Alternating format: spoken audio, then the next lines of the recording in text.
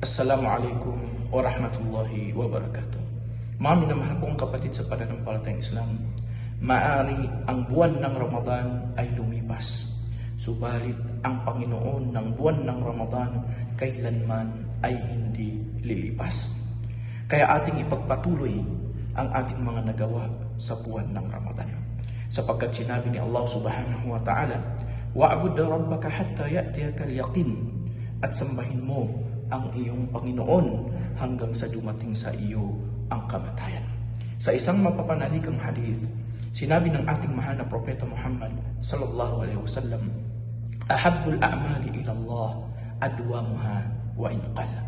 Ang pinakakaibig-ibig na mga gawain para kay Allah subhanahu wa ta'ala ay yaong tuloy-tuloy kahit na konti.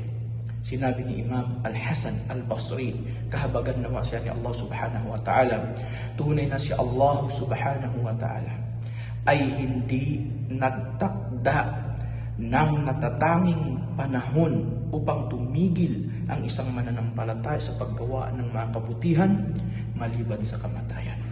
Patatagin nawa tayo ni Allah subhanahu wa ta'ala sa pananampalatayang Islam.